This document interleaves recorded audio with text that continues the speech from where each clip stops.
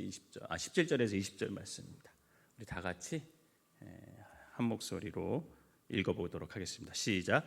그들이 예수께 그 지방에서 떠나가시가를 간구하더라. 예수께서 배에 오르실 때에 귀신 들렸던 사람이 함께 있기를 간구하였으나 허락하지 아니하시고 그에게 이르시되 집으로 돌아가 주께서 내게 어떻게 큰 일을 행하사 너를 불쌍히 여기신 것을 내 가족에게 알리라 하시니 그가 가서 예수께서 자기에게 어떻게 큰 일을 행하셨는지를 데가볼리에 전파하니 모든 사람이 놀랍게 여기더라. 아멘.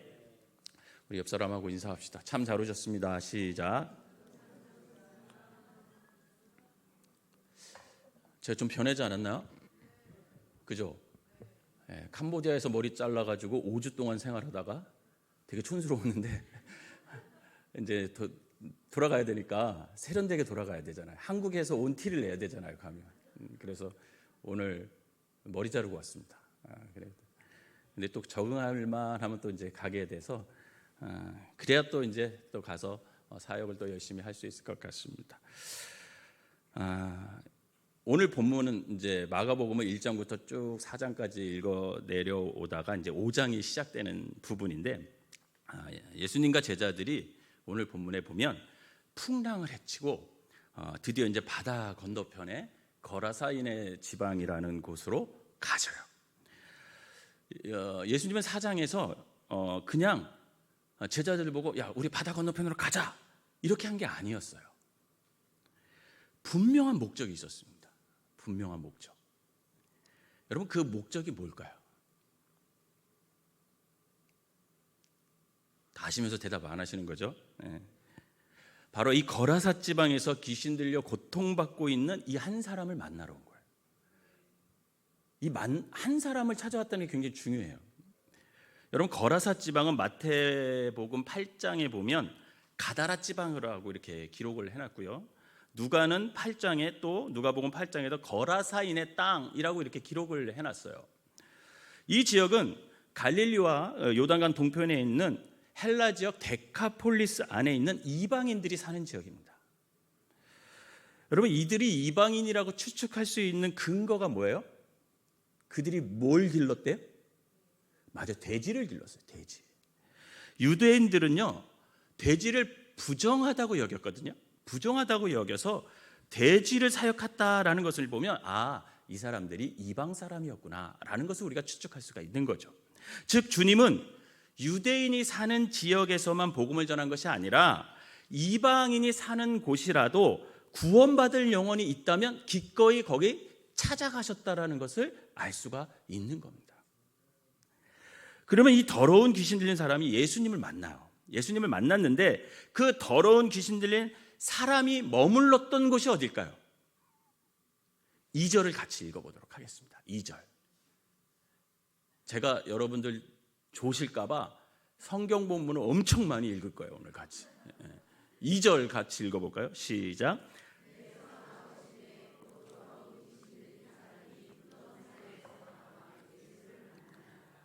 어디서 산다고요?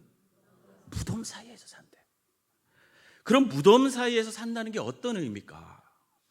여러분 그것은 지금 그는 자신에 속한 공동체에서 분리되고 단절돼서 홀로 외롭게 살아간다라는 거예요. 그러면 그 사람의 상태가 어때요? 상태가 어떨까요? 3절 4절 읽어볼까요? 시작. 그 사람은 무덤 사이에 거처하는데 이제는 아무도 그를 쇠사슬로도 맬 수 없게 되었으니 이는 여러 번 고랑과 쇠사슬에 매였어도 쇠사슬을 끊고 고랑을 깨뜨렸습니다. 그리하여 아무도 그를 제어할 힘이 없는지라. 지금 상태가 이래요. 누구도 이젠 그를 쇠사슬로 다시 묶을 수 있어요? 없어요? 없어요. 이미 사람들이 여러 번 그 사람을 고랑과 쇠사슬로 묶었지만 그가 힘이 너무 세서 그 묶었던 쇠사슬을 어떻게 해요? 다 끊었대. 그리고 지금은 아무도 그를 통제할 수가 없는 거예요. 그는 더러운 귀신 들렸기 때문에 보통 사람들이 지켜야 할 규칙과 규율을 지킬 수 있었을까요? 없었을까요? 없었어요. 결국 공동체의 규율을 지키지 않는 그를 사람들은 고랑과 쇠사슬로 묶어두고 그를 강제로 통제하려고 했는데 그게 통제가 됐어요? 안 됐어요? 안 됐어요. 여러분 귀신 들린 사람 보셨어요? 저는 봤어요. 저는 봤는데 제가 믿음이 담대했을 때 봐야 되는데 믿음이 가장 없을 때 만났어. 이 사람을. 무서웠을까요? 안 무서웠을까요? 굉장히 무서웠죠. 귀신 들린 사람 특징이 있어요. 오늘도 막 이 성경에 고랑과 쇠사슬 끌 때 힘이 세자 그러잖아요. 진짜 힘 세요. 그 친구도 귀신이 들렸는데 겨울이었거든요. 옷 다 안 입고 다니는데도 다녀. 맨발로 추위를 안 타. 밥을 안 먹었는데 힘이 엄청 센지 어른들을 다 뿌리쳐요. 그럴 정도로 힘이 세더라고요. 그리고 귀신 들린 사람의 특징이 또 있는 게 뭔지 아세요? 내 속을 꿰뚫어 봐. 제가 그때 신학교 3학년이었거든요. 신학교 3학년. 믿음이 있었을까요? 없었을까요? 신학교에 믿음이 있었으니까 갔죠. 믿음이 엄청 뜨거웠어요. 제가 뜨거워서 갔는데 이 학교 생활 하다 보니까 믿음이 좀 떨어졌을 뿐이지 믿음은 있었다고. 믿음은 있었어요. 좀 떨어졌을 뿐이야. 근데 그 귀신 들린 친구를 딱 만났는데 제가 무서웠을까요? 안 무서웠을까요? 엄청 무섭죠. 근데 저보고 딱 그러더라고요. 두려움의 영이 있어. 딱 그러더라고요. 깜짝 놀랐어요. 깜짝. 들킨 것 같은 느낌? 근데 저희 담임 목사님한테 뭐라 그랬는지 아세요? 이구영 목사님이 아니에요. 그때 담임 목사님은. 우리 담임 목사님한테 뭐라 그랬냐면 권위의 영이 있어. 그래서 어휴. 어쨌든 힘이 셌어요. 통제가 안 되더라고요. 지금 성경도 똑같이 통제가 안 되는 거예요. 결국 그를 통제가 되지 않으니까 공동체에서 분리되어 무덤 사이에서 지내고 있죠. 근데 무덤 사이에서 지내고 있지만 또 한편으로는 이 사람이 어떻게 행동했냐면 밤낮 가리지 않고 무덤 사이에서 소리를 지르며 돌로 자기를 해했대요. 5절 읽어봅시다. 5절 시작. 밤낮 무덤 사이에서나 산에서 늘 소리를 지르며 돌로 자기의 몸을 해치고 있었더라. 여러분 그럼 왜 이런 행동을 했을까요? 그는 왜 밤낮 가리지 않고 소리를 질렀을까요? 여러분 나는 자연인이다라는 프로그램 아세요? 그거 보시는 분. 난 김공기 권사님 들을 줄 알았어서. 여러분 그 프로그램 시청 연령대가 가장 많은 연령대가 몇 살인지 아세요? 40대와 50대 남자 가장 많이 본대요. 가장. 왜 좋아할까요? 그분들이 40, 50대 남성들이 힘들어요. 사는 게 힘들어. 가정을 책임져야 되죠. 그죠? 가정을 책임져야 되죠. 그 나이가 또 애매해. 직장 생활하는 애 힘들어. 나이가 애매해 이게. 밑에서는 어때요? 치고 올라와. 여기서 진급을 못하면 어떻게 돼? 잘려. 이 불안감에 늘 힘들어. 그렇다고 집에 가면 아내들이 이 남편들을 존중해 줄까요? 안 해줘요. 누가 가장 좋아하는지 아세요? 집에서 기르는 강아지만 좋아해요. 제가 우리 집은 다 여자잖아요. 딸만 셋, 공주 같은 아내. 이렇게 4명을 제가 모시고 살거든요. 말 한마디 잘못했다고 어떻게 될까요? 분위기 파악 못한다고. 감을 잃었다고. 끼지 말라고. 어찌나 그냥 무안을 주는지. 아내들도 저 대접을 안 해줘요. 그렇다고 자식들도 외면해. 그러니 인생이 고단하고 힘들어요. 사실 그 프로그램에 나오는 사람들 있잖아요. 그렇게 정말 현실이 힘들었더라고. 그래서 혼자 살고 싶어. 그래서 자연으로 돌아온 거야. 사람들에게 상처받고 사업에 실패하고 그냥 산속으로 들어가 자기 혼자 다 그렇게 살아가는 거예요. 그런데 막상 그 자연인하고 저녁 식사를 같이 해가지고 그 프로그램 패턴이 있잖아요. 그죠? 같이 해서 먹잖아. 저녁 식사를 이렇게 먹어요. 그래서 먹다 보면 속 얘기를 해. 속 얘기를 이렇게 나누면 결국 그 사람들 막 얘기하는 게 공통적인 게 뭔지 아세요? 사람을 그리워해. 사람을 그리워해. 그리고 가족과 떨어져 사는 게 외로워. 그러니까 그렇게 그 산속에 누구 한 명이라도 찾아오면 그렇게 뭐라도 해주고 싶은 거예요. 막 해주고 싶고 밤새도록 얘기하고 싶고. 마찬가지로 이 귀신 들린 이 사람도요, 홀로 무덤 사이에 살지만 누군가와 관계를 맺고 싶은 거예요. 누군가와 관계를 맺고 교제를 그렇게 나누고 싶은 거죠. 그래서 그는 소리를 지르는 거예요. 나 여기 있다. 나 살아있다. 그는 지금 귀신 들려 공동체에서 분리되어 혼자 살고 있지만 마음속으로는 사람들과 관계를 맺고 함께 살아가기를 간절히 원하니까 자꾸만 부르짖는 거야. 나 여기 있어. 나 존재하고 있어. 그는 또 돌로 몸을 자기를 해해요. 자기 자신을 막대하는 거죠. 그럼 왜 그가 자기 몸을 돌로 막 해야 할까요? 자해 경험이 있는 사람이 이런 말을 하는 것을 들었습니다. 왜 자해를 해? 하지 마. 그랬더니 그 사람이 뭐라고 대답했냐면, 다른 사람들이 제게 상처를 입히기 전에 제 스스로 상처를 입히는 게 더 나아요. 그렇게 대답하더래요. 여러분, 어떤 사람들은 자신에게 스스로 상처를 입히는 것이 자기 자신을 느낄 수 있는, 존재감을 느낄 수 있는 유일한 방법일 수가 있다는 거예요. 이것을 볼 때 지금 귀신 들린 사람은 스스로 죽고 싶고 무덤에서 혼자 살고 있지만, 반대로 생각하면 자기 자신을 좀 사람들이 알아봐 주기를 바라는 거죠. 알아봐 주기를 바라면서 그 두 가지 마음이 그 속에 계속 갈등하고 있는 겁니다. 그래서 그는 소리를 지르고 자기 자신을 자해하면서 사람들이 자신을 좀 알아봐 주기를 원하고 있는 거예요. 그런데 그가 누구를 만나요? 맞아요. 예수님을 만나요. 예수님을 보고 달려와서 엎드려 절을 해요. 6절을 한번 읽어봅시다. 시작. 여러분, 여기서 절을 했다는 것은 귀신 들린 사람이 예수님을 하나님의 아들 구세주로 인정했다라는 거예요. 여러분, 1장에서 5장까지 쭉 읽어보세요. 정상적인 사람이라고 하는 사람들, 제사장, 바리새인, 사두개인, 유대인들, 제자들, 이런 사람들은요, 예수님을 하나님의 아들인지 인정을 못해요. 그걸 알지도 못해. 근데 이상하게 거기까지 유일하게 예수님을 하나님의 아들 구세주로 인정하는 존재가 있어요. 그게 누군지 아세요? 귀신 들린 사람이에요. 재밌지 않아요? 귀신 들린 사람만 예수님을 딱 보는 순간, 하나님의 아들 예수여, 나를 떠나소서, 이렇게 얘기를 하고요, 알아봐요. 여기도 마찬가지예요. 고백합니다. 하나님의 아들로 인정하냐. 여러분, 7절 처음 부분만 읽어볼까요? 시작.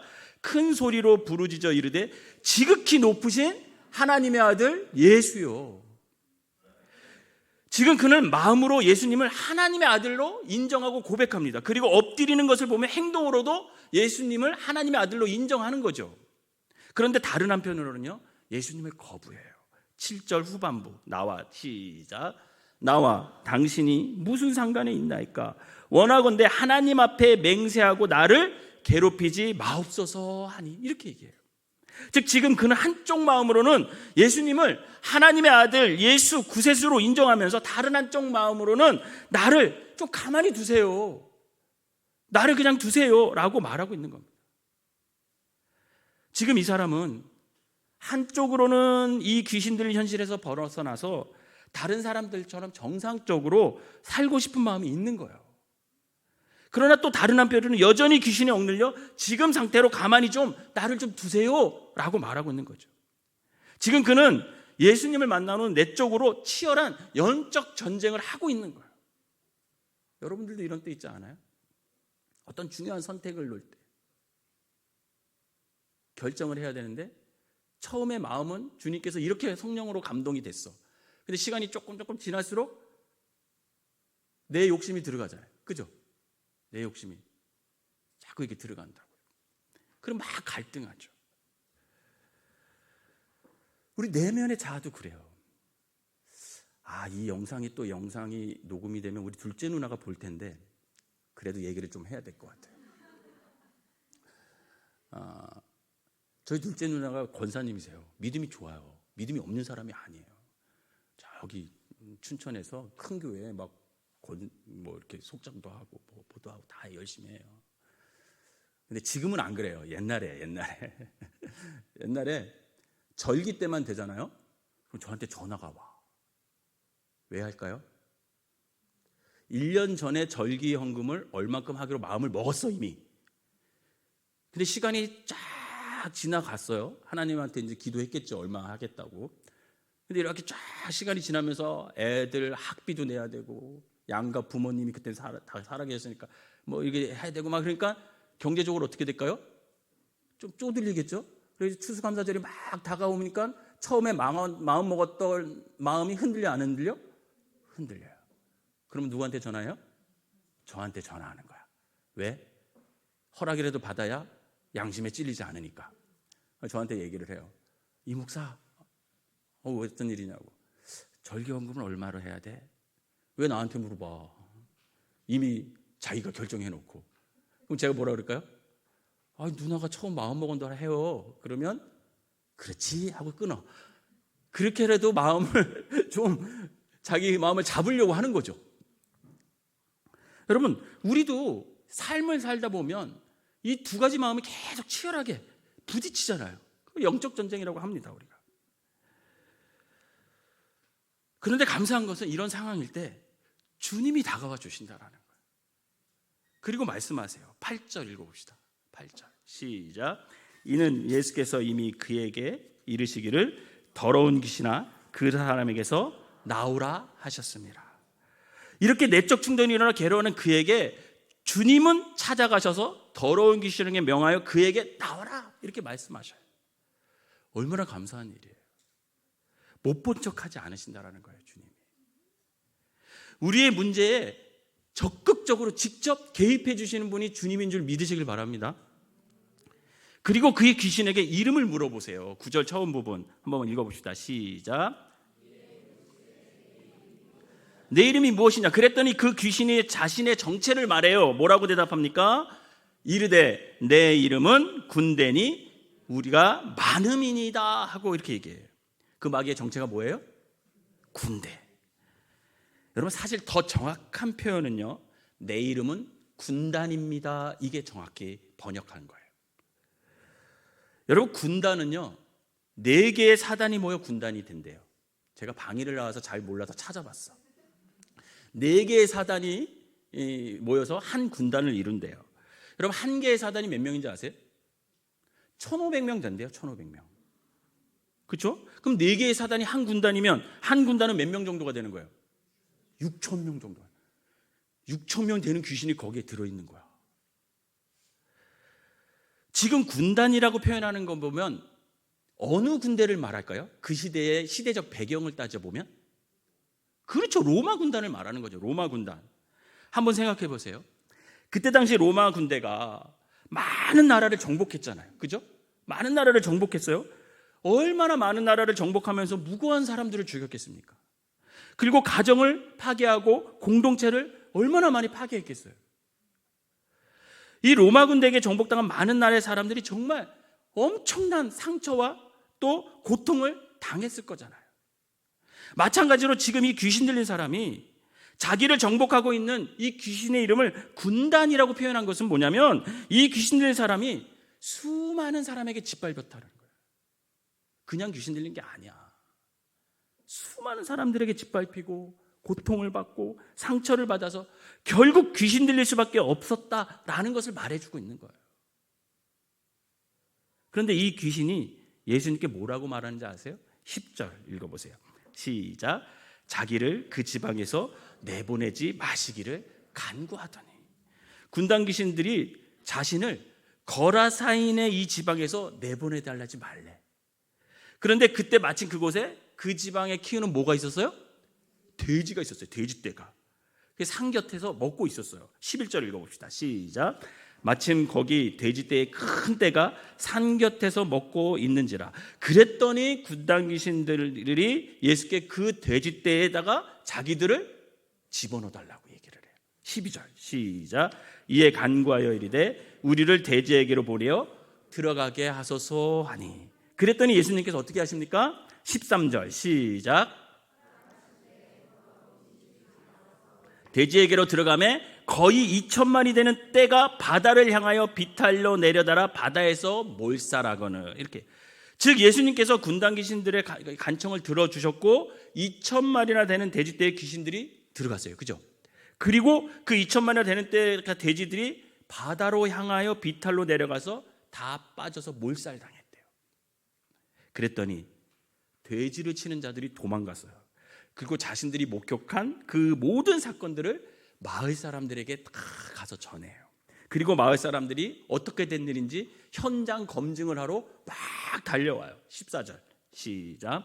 치던 자들이 도망하여 읍내와 여러 마을에 말하니 사람들이 어떻게 되었는지를 보러 와서. 그런데 현장에 도착한 마을 사람들이 목격한 장면이 뭡니까? 그게 15절이에요. 시작.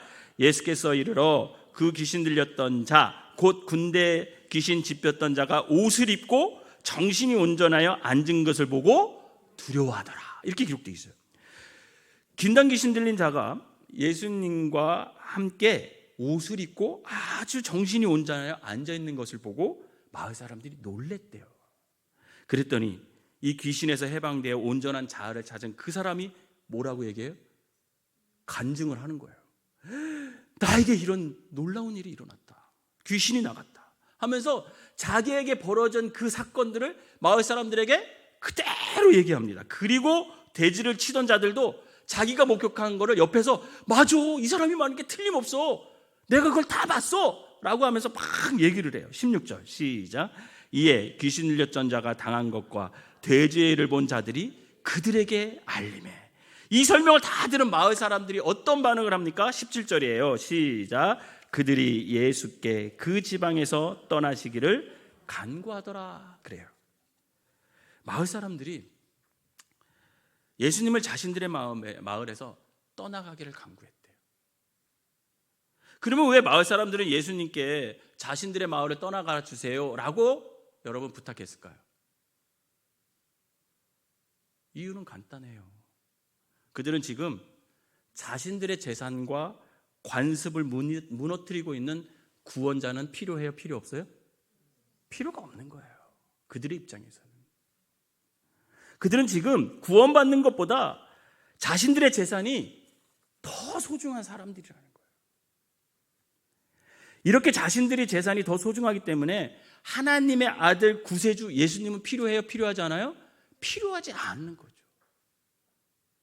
계속 예수님이 자신들의 마을에 있으면 어떤 일이 계속 일어나요? 이런 일들이 계속 일어날 거 아니에요. 귀신 들린 사람들이 계속 쫓아나고 또 어떤 재산 피해가 자신들에게 입힐지 모르잖아요.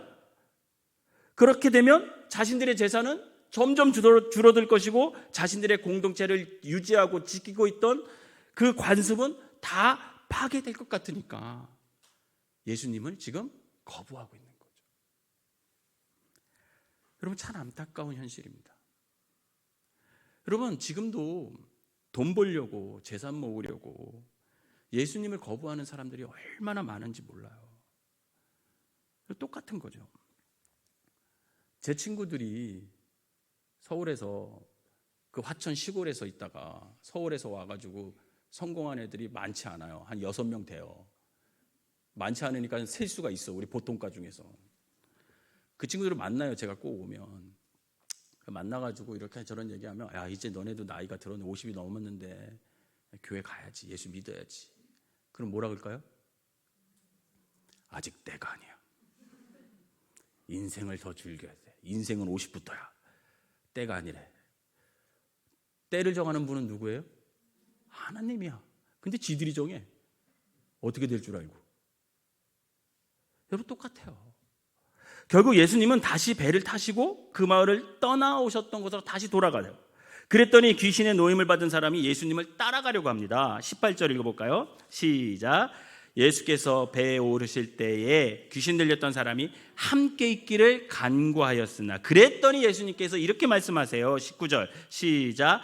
허락하지 아니하시고 그에게 이르시되 집으로 돌아가 주께서 내게 어떻게 큰 일을 행하사 너를 불쌍히 여기신 것을 내 가족에게 알리라 하시니. 예수님은 그에게 집으로 돌아가라 얘기해요. 그리고 예수님께서 하신 큰 일과 예수님께서 너를 불쌍히 여기신 것을 가족들에게 알리라고.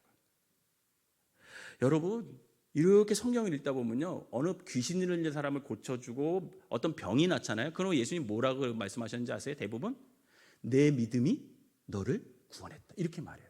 근데 오늘은 그렇게 말씀 안 하세요. 다르게 말씀하세요. 그동안 가족들과 분리 단절되어 혼자 살아온 그를 예수님은 가족들에게 돌려보냄으로써 가족들과의 관계를 먼저 회복할 것을 명하시는 거예요. 그는 예수님의 말씀에 순종해서 가족뿐만 아니라 그 데카폴리스 지역에 예수님께서 행하셨던 그 큰 일을 다 전파하면서 그 지역의 복음 전파자가 돼요. 그리고 그에게 예수님의 소식을 들은 마을 사람들은 놀라움을 금치 못하죠. 비록 그는 예수님과 함께 하지는 못했지만 자신이 살던 지역에서 자신이 경험한 예수님을 전파하면서 복음 전도 사명을 감당하는 것을 볼 수가 있습니다. 저는 오늘 본문을 읽으면서 한 가지 궁금한 것이 생겼어요. 그게 뭐냐면, 왜 예수님은 굳이 풍랑이는 바다를 지나서 유대 땅도 아니거든요. 유대 땅도 아닌 이방인의 땅, 거라사인의 지방까지 가서 왜 이 귀신 들린 사람을 고쳐줬을까라는 거예요. 여러분, 분명히 주님이 말씀하셨어요. 땅끝까지 복음을 전하는데 순서가 있어요. 그죠? 온 유대와 사마리아와 땅끝까지. 이때는 아직 이방인의 땅에 복음을 전할 때가 아니에요. 땅끝까지 복음을 전할 때가 아니라고요. 유대인의 땅에 복음을 전할 때예요. 근데 주님은 이방인의 땅에 가서 지금 복음을 전하고 있어요. 여러분, 왜 그랬을까요? 아직 때가 아니거든요. 이방인의 때는. 먼저 유대인에게 복음을 전할 때죠. 그런데 이방인의 땅에서 이방인이 귀신 들렸는데 굳이 안 가도 되는 그것을 하루 종일 일하세요. 여러분 1장부터 4장까지 읽어보세요. 마가복음. 예수님이 얼마나 바쁘게 일하는지 잠도 안 주무셔. 잠 잘 때 또 뭐 하시는지 아세요? 기도하러 가셔. 저 같으면 죽었을 것 같아요.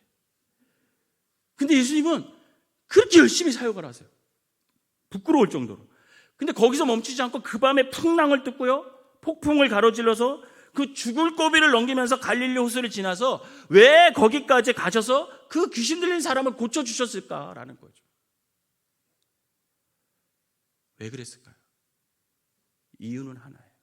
우리 19절을 다시 한번 읽어볼까요? 19절 시작.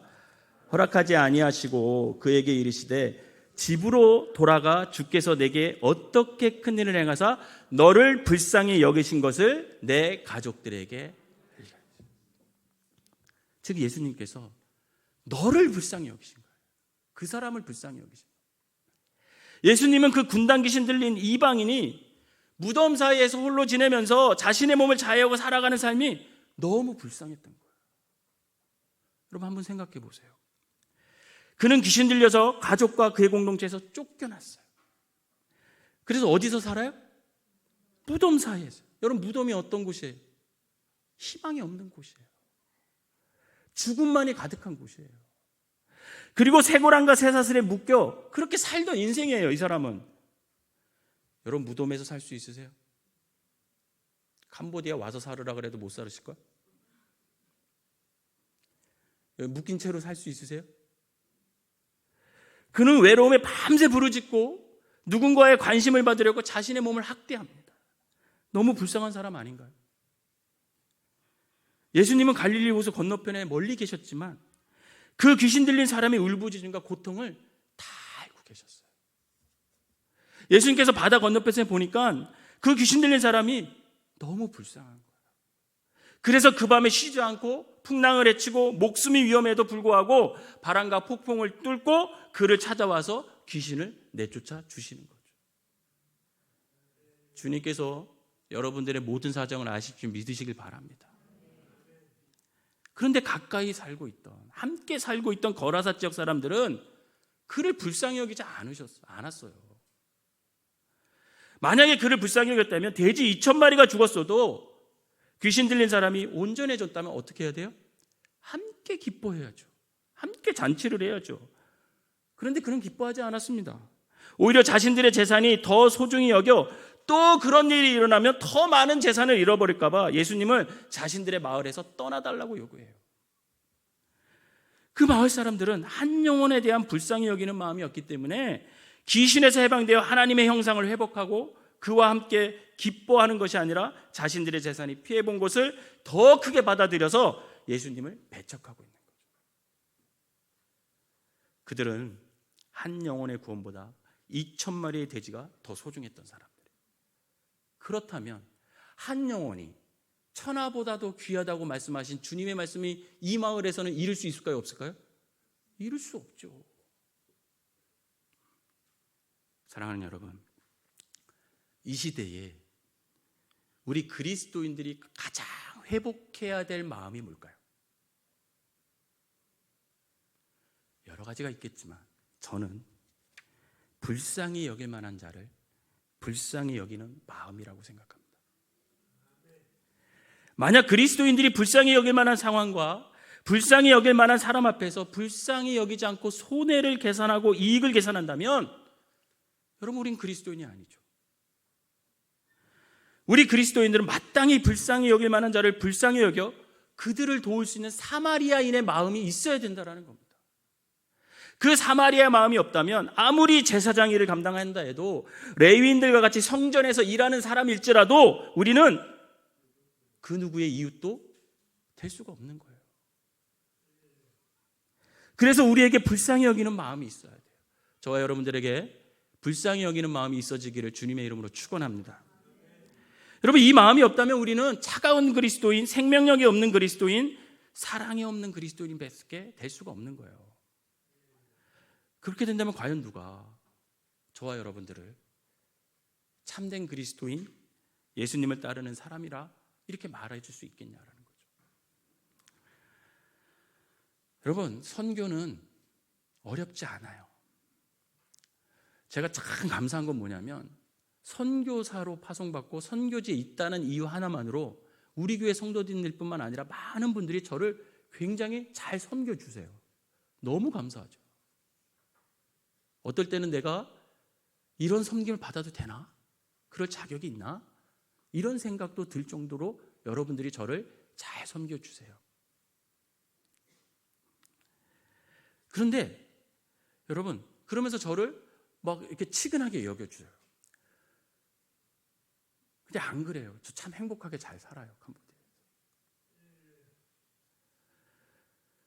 선교는 어려운 게 아니에요. 불쌍히 여기는 마음에서 출발하는 거예요. 처음에는 이 마음이 제가 없었어요. 그냥 가서 일만 열심히 하면 되지 했는데 가서 살아보니까 불쌍히 여기는 마음이 생기는 거예요. 불쌍히 여기는 마음이 생기면 어떤 일이 벌어지는지 아세요? 해야 할 일들이 보이기 시작해요. 일이 막 점점 늘어나요. 여러분, 주님이 이 땅에 왜 오셨습니까? 저와 여러분들을 불쌍히 여겼어요. 하늘에서 보니까 죄악 가운데 지옥 갈 인생들이 너무 불쌍한 거야. 하늘 보좌를 다 버리고 어떻게 하셨어요? 사람의 몸을 입고 이 땅에 오신 거. 선교의 시작은 거기서부터입니다. 불쌍히 여기는 마음. 사랑하는 여러분, 삶이 어렵고 힘들수록 계산하면요, 답이 나오지 않습니다. 그러나 삶이 어렵고 힘들수록 서로 불쌍히 여기며 긍휼히 여긴다면 거기에 답이 있고 길이 있고 기적이 있고 사랑이 회복되어 하나님의 형상이 회복되고 공동체가 살아날 것을 믿으시기를 바랍니다. 바라기는 우리 서로 살아오 불쌍히 여기고 이 땅의 사람들을 불쌍히 여겨주시기 바랍니다. 여러분, 목사님을 비롯해서 모든 교육자들을 좀 불쌍히 여겨주세요. 이거는 잘하고 이건 못하고 이러지 마시고 그냥 다 불쌍히 여기면 다 잘해 보여. 그렇다면 목사님들도 여러분 다 불쌍히 여기시잖아요. 그 마음이 서로에게 있을 때 교회 공동체는 살아남을 믿으시기를 바랍니다. 바라기는 우리 서로 불쌍히 여기고 이 땅의 사람들을 불쌍히 여겨 서로에게 힘이 되고 잃어버린 하나님의 형상을 회복하여 아름다운 사랑의 공동체를 만들어가는 저와 여러분 되시기를 주님의 이름으로 축원합니다. 기도하겠습니다. 사랑과 은혜의 하나님, 주님의 사랑을 받고 구원받은 우리가 사랑이 넉넉한 사람들이 되게 하여 주시옵소서. 차가운 그리스도인들이 아니라 넉넉한 사랑으로 불쌍히 여길 만한 사람들을 마땅히 불쌍히 여길 수 있는 마음을 주셔서 내 것을, 내 시간을, 내 감정을, 내 재정을, 내 마음을 나눌 수 있는 참 따뜻한 그리스도인들이 되게 하여 주시옵소서.